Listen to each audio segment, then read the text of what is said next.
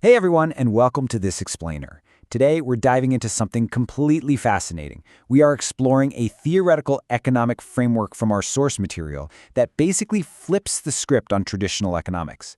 It's a system designed from the ground up to prioritize human needs over pure profit. It really challenges some of the most basic, deeply held assumptions we have about how commerce, industry, and resources ought to be managed.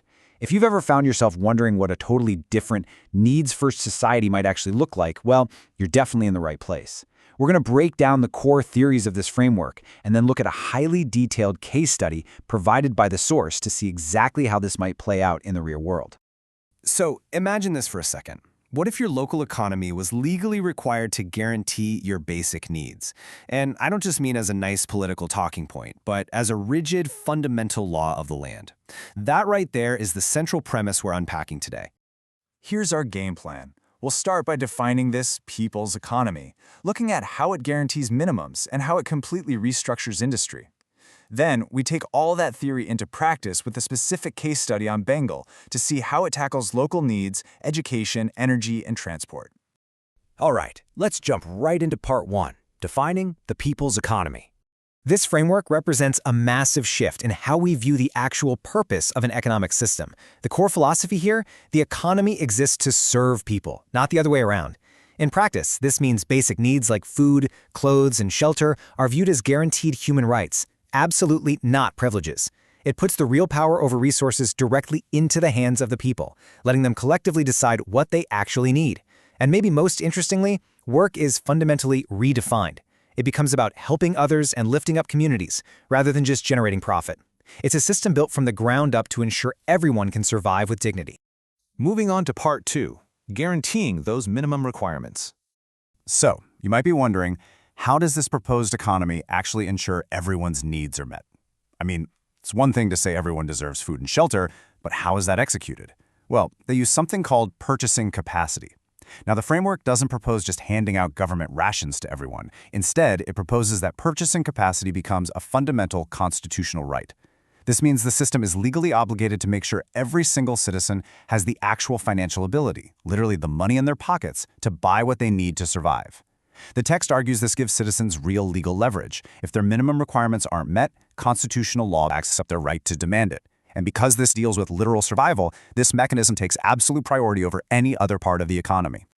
Okay, so what exactly falls under these guaranteed minimum requirements? It's the whole shebang. We're talking food, clothing, housing, medical treatment, education, transportation, energy, and, super importantly for agriculture, irrigation water. But the source makes a really crucial point here. Just meaning a baseline isn't the end goal. The key factor in a people's economy is the continuous, ongoing improvement and ready availability of all these requirements as the society advances. All right, part three, industry and employment. To actually pull off this guarantee of basic needs, the source proposes a total restructuring of businesses. It's basically a strict two-track system.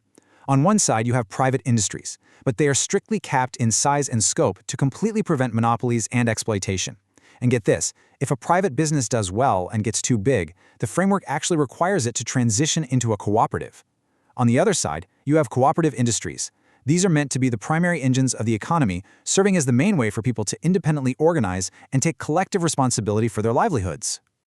When you zoom out, the macroeconomic goals here are honestly huge. We're talking an absolute mandate of employment for all and the literal total eradication of mass poverty. The framework heavily emphasizes rural economic development and block-level planning, which basically means local communities make their own economic decisions. It also introduces this idea of phase-wise socialization of land, which the source defines as putting land directly into the hands of the people who physically or intellectually work for its production. The overarching theme of all this? Extreme economic decentralization. Let's bring this down to earth with part four, a case study on Bengal.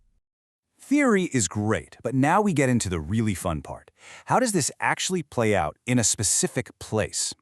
The source text doesn't leave us hanging. It provides a highly detailed breakdown of Bengal. It analyzes the region's natural resources to see if a decentralized, needs-based economy could genuinely sustain the population living there.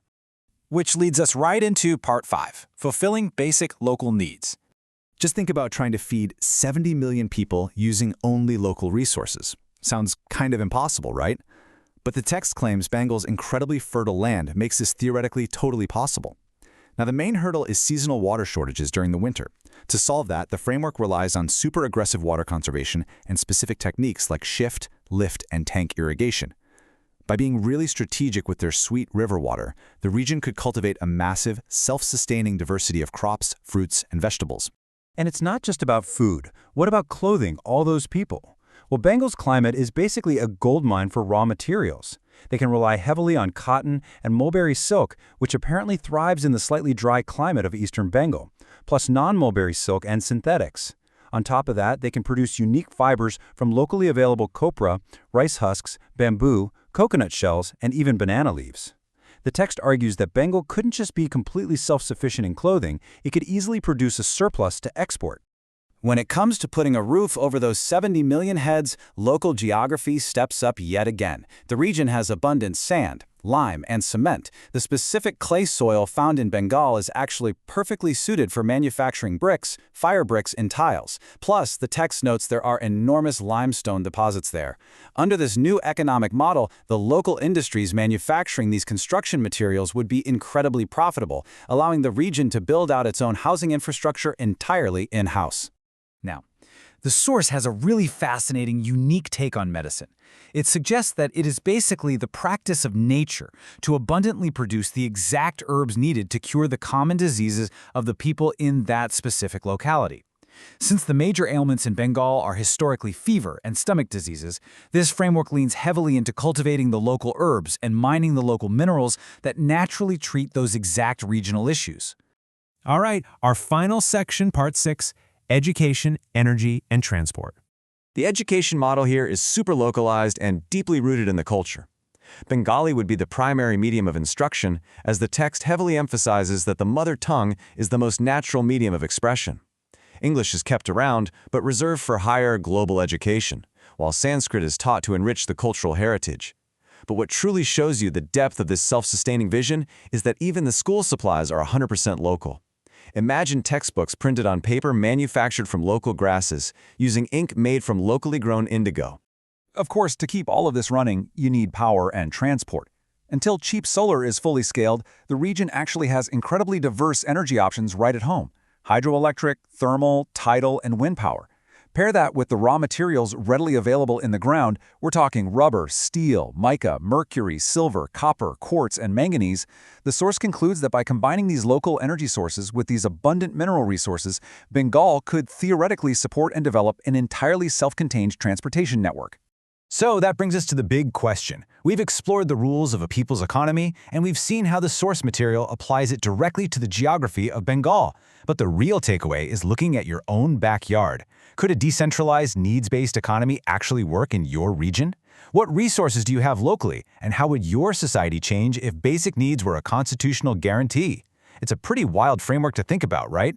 Thank you so much for joining me for this explainer. I hope this breakdown helps you see economic structures in a completely new light. Keep questioning, keep learning, and I'll catch you next time.